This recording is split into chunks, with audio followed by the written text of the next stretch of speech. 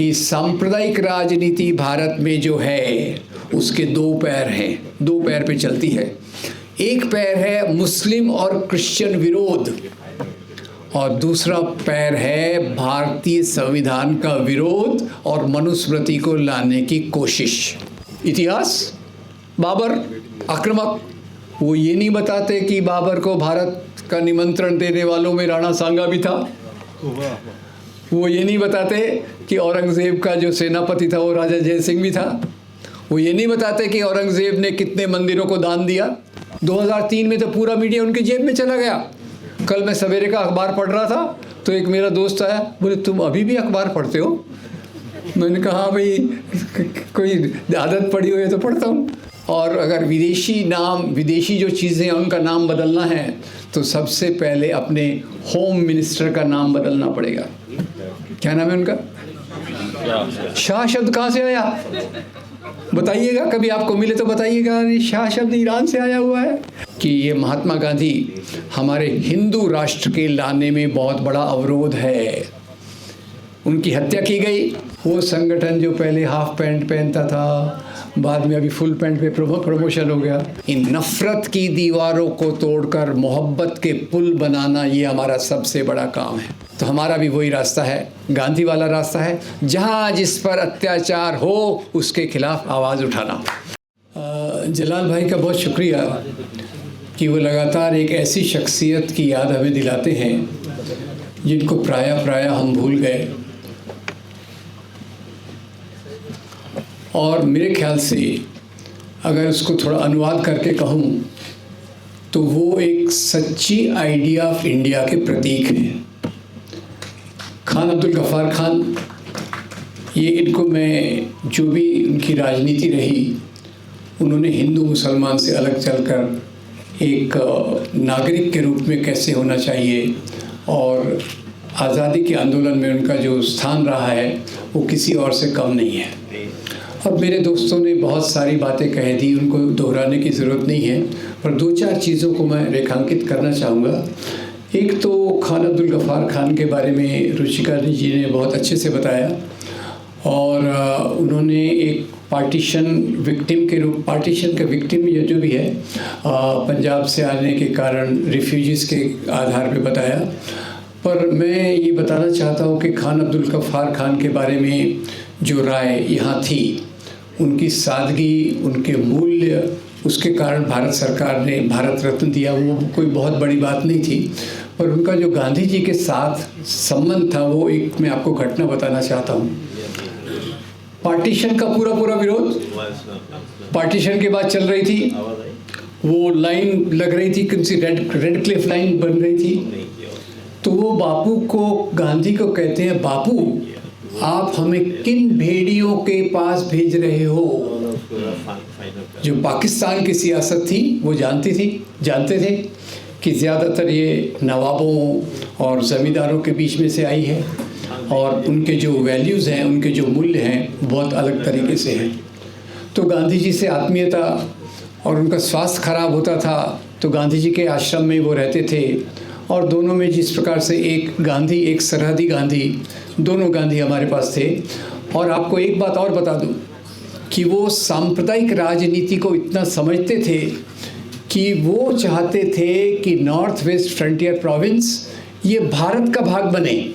Partition हो रहा है, होने दो, अगर नहीं रोक सकते तो होने दो, पर हमको वेस्ट इंडिया बनाओ, हमको पाकिस्तान के साथ नहीं रहना। ये उनकी स्पष्ट राय थी और उसके पीछे के कारण भी हमें समझना चाहिए। अब ये चीज़ों के बारे में थोड़ा सा बीच में मुझे लगता है मैं पर्सनल क्लैरिफिकेशन कर दूं। हर जगह तो करता नहीं हूँ, हर जगह मुझे इतिहासकार कहा जाता है और मुझे इतिहासकारों के बीच में बिठा दिया जाता है। आपको सच बात बताऊं तो मेरा जो शिक्षण हुआ है वो मेडिसिन में हुआ है। मैं जो प्रोफेसर था वो बायोमेडिकल इंजीनियरिंग में था। तो इतिहास क्यों पढ़ना पड़ा? आज लोगों को ऐसा क्यों लगता है कि भाई मैं इतिहासकार हूँ? उसका एक ही कारण है, 6 दिसंबर 1992 को जैसे सबकी ज़िंदगी में कुछ बदला, मेरी ज़िंदगी में भी एक बदलाव आया। और उस दिन मैंने देखा, सोचा कि ये जो बाबरी मस्जिद पे हमला है, ये केवल मुसलमानों पर हमला नहीं है, ये भारतीय संविधान पर हमला है, ये मेरी जो सोच है उस पर हमला है। और उस समय मैंने ये भी देखा कि मुसलमानों के खिलाफ नफ़रत फैलाने का जो सिलसिला था वो यहीं से ज़्यादा तेज हुआ। मुसलमान राजाओं ने हिंदुओं के मंदिर तोड़े, बाबर की औलाद जाओ इधर जाओ उधर। तो वहाँ से मैंने पढ़ना चालू किया। आईआईटी में काम करता था, जितना भी खाली टाइम मिलता था अपने आप को एक स्टूडेंट बना लिया। घर में किताबों की लाइब्रेरी बनने लग गई और वो किताबों के नोट्स बना बना के सब काम चालू हुआ, बोलना लिखना वगैरह वगैरह। तो पेशे से मैं इतिहासकार नहीं हूँ, तो मैं उतना इतिहास में गहरा नहीं हूँ जितना अशोक जी हैं या रुचिका जी हैं, पर थोड़ी बहुत समझ में लाने की कोशिश करता हूँ। अब इतिहास से मैंने ख़ास तौर से मैं आपको बताना चाहता हूँ कि ये जो सांप्रदायिक राजनीति है, जिसके बारे में गौहर ने अभी बहुत अच्छे से बताया, सांप्रदायिक राजनीति का थोड़ा सा हम बेसिक समझ लें कि भारत में ये जो धर्म के नाम की राजनीति आई है, ये अंग्रेज़ों के आने के बाद आई है, नंबर एक। नंबर दो, 1857 की क्रांति की जो बात कर रहे थे, विद्रोह की जो बात कर रहे थे, उसके बाद से अंग्रेज़ों ने फूट डालो और राज करो को नीति लगाने के लिए इतिहास को ऐसा प्रस्तुत किया जिसमें राजा को उसके धर्म के नाम से प्रस्तुत किया, धर्म के आधार पर प्रस्तुत किया, और राजा जो सत्ता संपत्ति के लिए राज्य करते हैं वो पार्ट उन्होंने कमज़ोर रखा। और यही चीज़ आगे चलकर सांप्रदायिक लोगों ने बढ़ाई। एक तरफ मुस्लिम लीग, दूसरी तरफ हिंदू महासभा और आरएसएस, उन्होंने इतिहास के इसी प्रकार को लेकर, जैसे हिंदू महासभा आरएसएस ने इतिहास बनाया कि हम तो अनादिकाल से हिंदू राष्ट्र हैं। अब अनादिकाल की परिभाषा, गौहर साहब साइंटिस्ट है, कभी इनसे पूछूंगा अनादिकाल कब होता है भाई। अब वो तो कई डार्विन की थ्योरी भी आती है, उसमें डार्विन की थ्योरी इसलिए अब निकाल दी कि भाई अनादिकाल की परिभाषा करना मुश्किल ना हो। तो भाई हम तो शुरू से हिंदू राष्ट्र हैं। हिंदू शब्द कब अस्तित्व में आया, राष्ट्र की कल्पना कब से अस्तित्व में आई, ये एक अलग मुद्दा है, पर उन्होंने इस प्रकार का दावा रखा और अपनी शाखाओं में, शाखा समझ गए ना, समझ गए ना कौन से संगठन की होती है? हाँ, अच्छा हो गया, नहीं तो मैं आपको हिंट देने वाला था। वो संगठन जो पहले हाफ पैंट पहनता था, बाद में अभी फुल पैंट पे प्रमोशन हो गया। एनीवे, तो शाखाओं में एक मॉड्यूल बनाया कि हम अनादिकाल से हिंदू राष्ट्र हैं, हिंदू राष्ट्र में कोई समस्या नहीं थी, हमारा प्राचीन पीरियड एक बहुत स्वर्णिम युग था। उसके बाद मुसलमान आए, विदेशी मुसलमान विदेशी, क्रिश्चियन विदेशी, क्रिश्चियंस का हम ज़्यादा नाम नहीं थे, पर उन पे भी वैसे ही अत्याचार चल रहे हैं, मैं आपको बताना चाहूँगा। जॉन दयाल साहब ने थोड़ी बातें बताई, पर उसमें भी बहुत बड़ा, उड़ीसा में आप देखिए, गुजरात में देखिए, कंधमाल में देखिए, पेस्टरस्टेन्स की हत्या को देखिए, तो उसमें भी बहुत सारा है। तो ये उन्होंने कहा कि ये विदेशी हैं और हम लोग देशी हैं। इस प्रकार का उन्होंने एक प्रकार का इतिहास बना के जो नफ़रत का मुख्य आधार बनाया, वो इतिहास को बनाया। और यही समझ के मैं इतिहास को ज़्यादा समझने की कोशिश करता हूँ। अब आज़ादी के आंदोलन के दौरान क्या हुआ, केवल हम गुलाम तो थे, अंग्रेज़ों ने बहुत सारी परिवर्तन लाए, समाज तो बहता रहता है, नए नए परिवर्तन आते रहते हैं। तो तीन मुख्य परिवर्तन जो आए, वो एक था शिक्षा के मामले में। अभी आपने सुना होगा हमारे प्रधानमंत्री जी आधुनिक शिक्षा के मैकॉले के बहुत खिलाफ बोल रहे थे। तो मुझे याद आया कि अंग्रेज़ों के खिलाफ लड़ने वालों में सबसे आगे वही थे जो इंग्लैंड में जाके शिक्षा लेके आए। गांधी हो, पटेल हो, नेहरू हो, सुभाष चंद्र बोस हो, वगैरह वगैरह। और जो इनके संगठनों में रहे, कहीं गुरुकुल में पढ़ते थे, कहीं दूसरी जगहों पे पढ़ते थे, वो बात और है। एक शिक्षा लाए, और शिक्षा में एक बात मैं रेखांकित करना चाहता हूँ। हॉल में महिलाएं बहुत कम हैं, इसलिए ख़ास तौर से करना चाहता हूँ कि आज़ादी के आंदोलन के समांतर, अंग्रेज़ों के विरोध के समांतर जो प्रक्रियाएं, प्रोसेसेस हुई, वो बड़ी इम्पोर्टेंट थी। एक, दलितों के लिए शिक्षा, दूसरा महिलाओं के लिए शिक्षा, तीसरा जो आम लोगों को एक नए प्रकार के आंदोलन करने का रास्ता। और ये आंदोलन पहले बॉम्बे या मुंबई में मज़दूरों के इससे चालू हुए, नारायण मेघाजी लोखंडे के वहाँ से। और उसमें लोगों को लगा कि हम अपनी मांगों को सामने रख सकते हैं। राजाशाही में मांग कर रख सकते हैं क्या कि भाई हम शिक्षक हैं हमारा वेतन बढ़ाओ, मजदूर है हमारा वेतन बढ़ाओ, वो पॉसिबल नहीं है।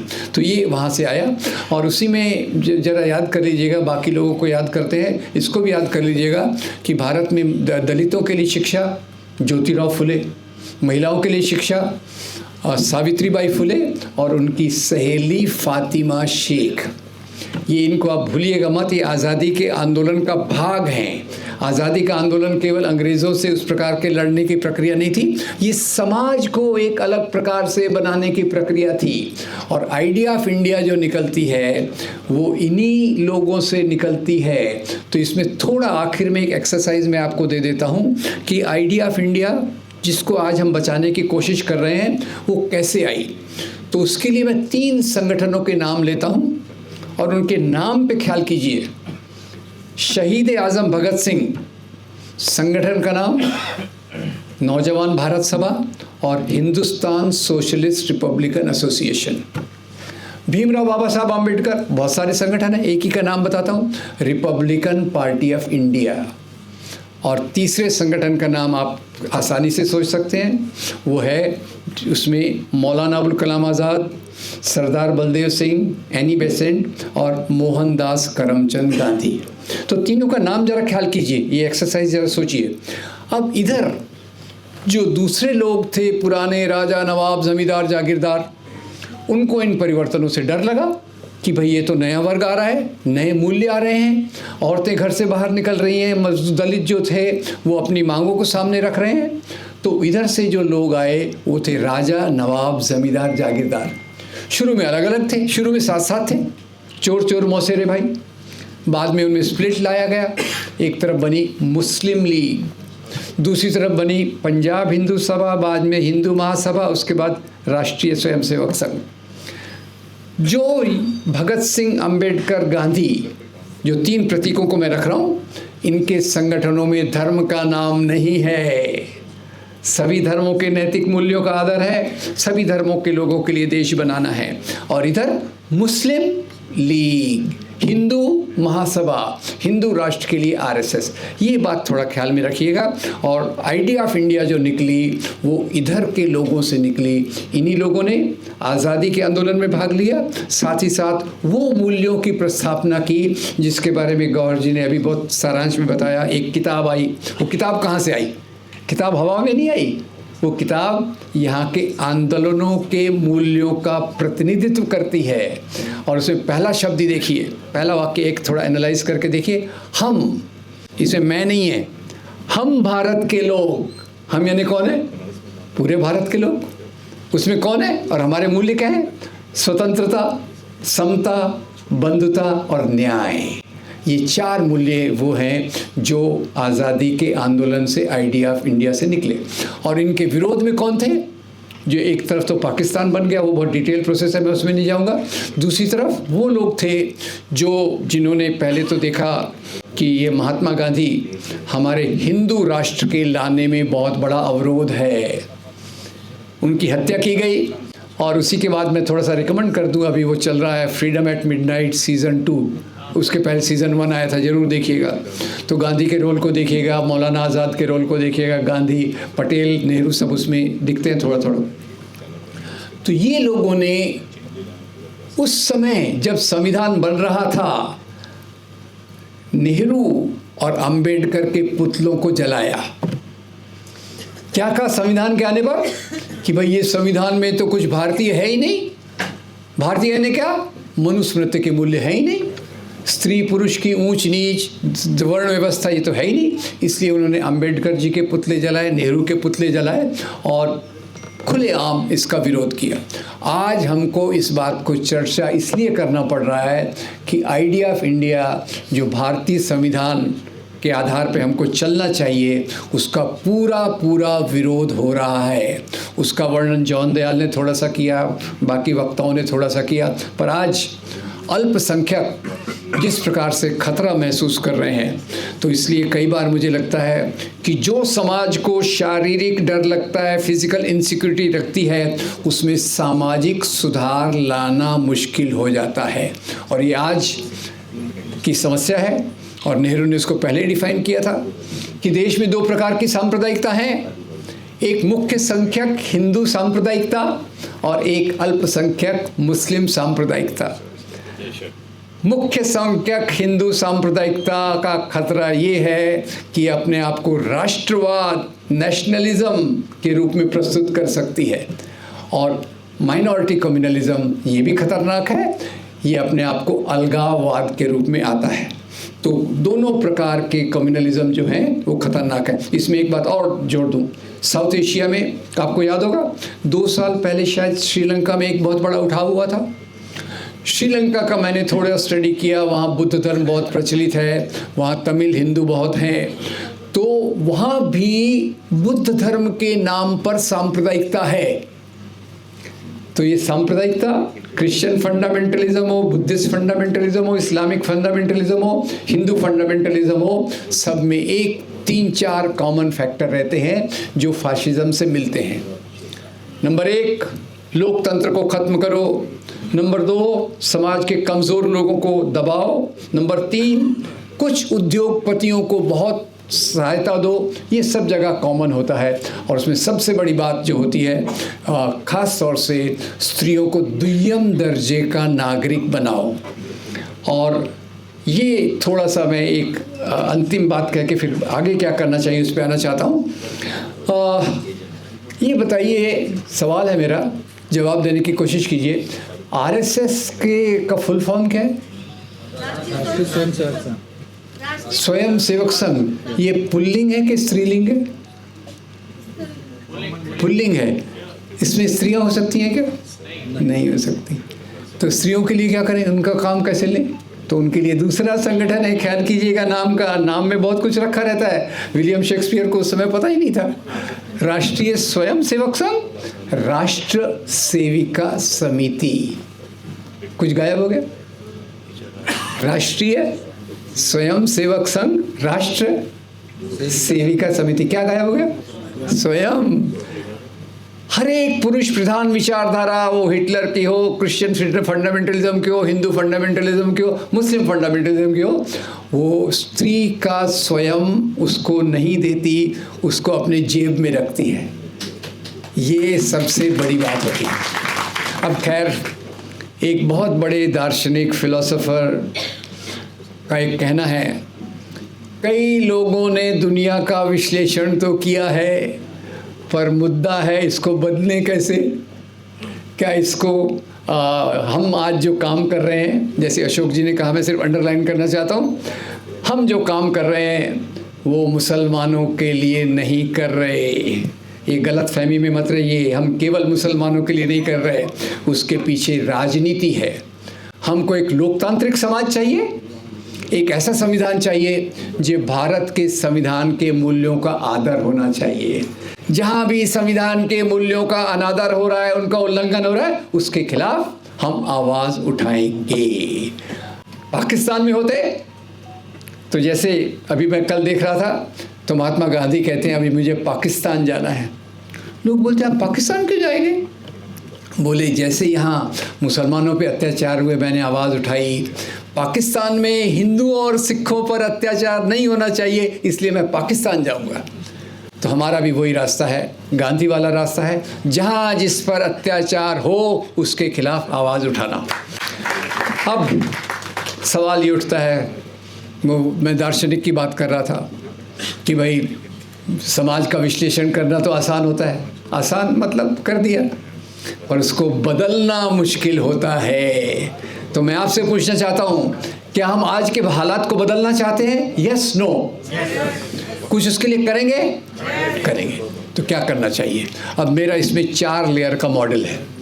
4 लेयर का मॉडल ऐसा है कि सांप्रदायिक राजनीति भारत में जो है उसके 2 पैर हैं, 2 पैर पे चलती है। एक पैर है मुस्लिम और क्रिश्चियन विरोध, और दूसरा पैर है भारतीय संविधान का विरोध और मनुस्मृति को लाने की कोशिश। पहला पैर कौन सा है? क्रिश्चियन और मुसलमानों का ये वो कैसे करते हैं? इतिहास, बाबर आक्रामक, वो ये नहीं बताते कि बाबर को भारत का निमंत्रण देने वालों में राणा सांगा भी था। वो ये नहीं बताते कि औरंगज़ेब का जो सेनापति था वो राजा जय सिंह भी था। वो ये नहीं बताते कि औरंगज़ेब ने कितने मंदिरों को दान दिया। वो एक साइडेड चीज़ लेकर शाखाओं के माध्यम से, देखिए उनकी तारीफ भी करना पड़ेगा आपको। लगातार 100 साल से लगे हुए हैं, रात दिन, महीने के 30 दिन, क्या शाखाओं में प्रचार। शाखाओं के बाद फिर बाद में तो 1978 के बाद मीडिया उनके हाथ में आ गया। 2003 में तो पूरा मीडिया उनके जेब में चला गया। कल मैं सवेरे का अखबार पढ़ रहा था तो एक मेरा दोस्त आया, बोले तुम अभी भी अखबार पढ़ते हो? मैंने कहा हाँ भाई, कोई आदत पड़ी हुई है तो पढ़ता हूँ। तो मीडिया उनके हाथ में आ गया। आज मीडिया के माध्यम से दुष्प्रचार चलता ही रहता है। एक घटना सिर्फ बता देता हूँ। हैदराबाद के मक्का मस्जिद ब्लास्ट में 13 मुसलमान नौजवानों को पकड़ा गया। हेडलाइन आई, 13 मुसलमानों के कारण मक्का मस्जिद का ब्लास्ट हुआ। सुनिए मजे की बात, 13 मुसलमान पकड़े गए मक्का मस्जिद ब्लास्ट में। 100 के करीब मुसलमान मारे गए और पकड़े भी कौन गए? मुसलमान। हेडलाइन। और जब वो कोर्ट ने फैसला दिया कुछ महीनों बाद कि ये मुसलमान नौजवान बेकसूर थे, तो 6वें पेज में छोटी एक न्यूज़ आइटम आई, अखबारों की निष्पक्षता। ये हमारे यहाँ का प्रोपेगेंडा। तो हम करें क्या? नंबर 1, ये जो दंगे होते हैं, फिर से आपसे सवाल, दंगे होते हैं या करवाए जाते हैं? करवाए जाते हैं। दंगे कौन करवाएगा? जिसको दंगों से फ़ायदा होगा। वो अपने शर्लॉक होम्स थे ना, जासूस किताब वाले, उनको उनके दोस्त ने पूछा, अरे यार शर्लॉक, तुम ये मर्डरर का पता इतना आसानी से कैसे लगा सकते हो? तो बोले मैं मर्डर के सीन पे जाता हूँ, देखता हूँ जिसका मर्डर हुआ है उससे सबसे ज़्यादा फ़ायदा किसको होगा, उधर इन्वेस्टिगेशन करता हूँ, मर्डरर मिल जाता है।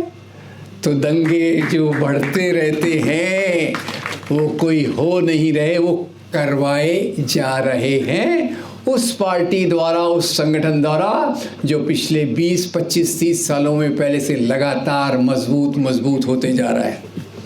मुकाबला कैसा करेंगे? नंबर 1, समाज में जो दुष्प्रचार है, और उसके लिए हमें हमारे साथियों का धन्यवाद देना चाहिए, अशोक और रुचिका का।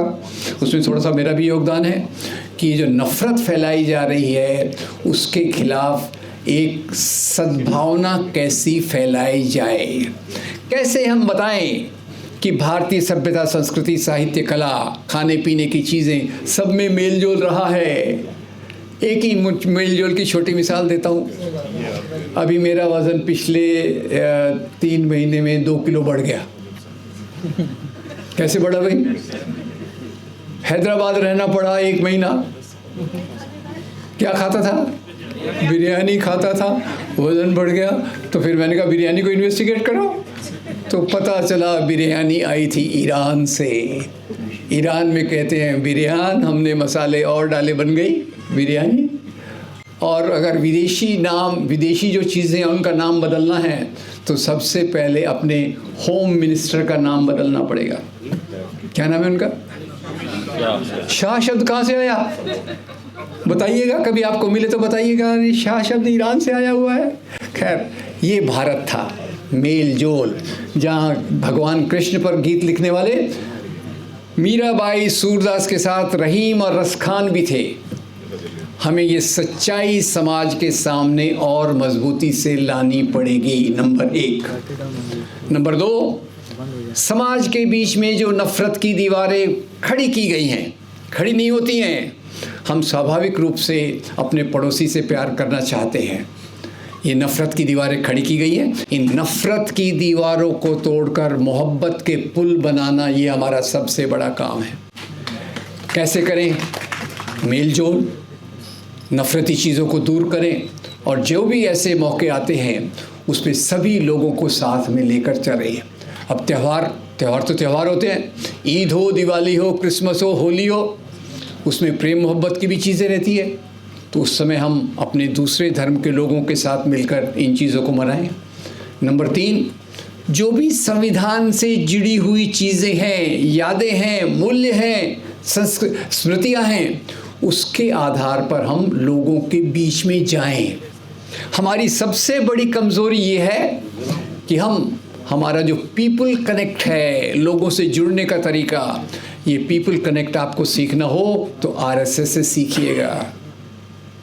दुश्मनों से भी अच्छी चीज़ें सीखने में कोई प्रॉब्लम नहीं है। अभी हमारे महाराष्ट्र में एक संविधान जागृति अभियान चल रहा है। केवल यहाँ मीटिंग नहीं करता, केवल आपस में बात नहीं करता, कार्यकर्ता 26 जनवरी के दिन घर घर जाकर कहते हैं आज संविधान का जन्म दिवस है, ये शक्कर खाइए, और फिर एक पैम्फलेट देते हैं, संविधान ने स्त्रियों को क्या दिया, दलितों को क्या दिया, मुसलमानों को क्या दिया, आपको क्या दिया। हर एक मौके को ढूंढकर लोगों के यहाँ जाकर उनको सच्चाई बताने की कोशिश करना मुश्किल काम है। कहना आसान है, मैं तो कहता हूँ बोलना भी आसान है, लिखना भी आसान है, पर लोगों से कनेक्ट करना सबसे मुश्किल काम है।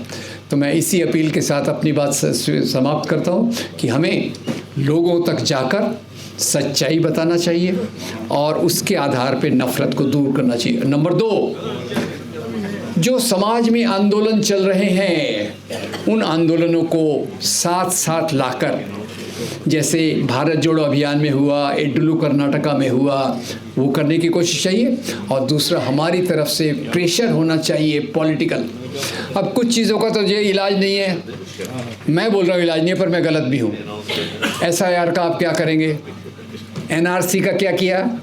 NRC के जवाब में वो मुसलमान महिलाएं जो कई बार बुर्का पहनती हैं, कई बार माना जाता है कि सबसे बैकवर्ड हैं, उन्होंने आके NRC को कैंसिल करवाया। याद रखिए, किसानों के खिलाफ कानून आए, क्या किया किसानों ने? अभी लेबर कोड अभी आए हैं, वो भी किसान मजदूरों की गुलामी के लिए आए हैं। तो इन सब के खिलाफ जो आंदोलन है उनका हमको जी खोल कर समर्थन करना चाहिए। और अंत में देखिए, जो भी हिंदुत्व की राजनीति है, हिंदू धर्म के नाम पे होने वाली राजनीति, वो यूनाइटेड है, ऐसी है। और हम लोग जो एक भारतीय संविधान में समाजवाद चाहते हैं, लोकतंत्र चाहते हैं और सबकी भलाई चाहते हैं, हम लोग बिखरे हुए हैं।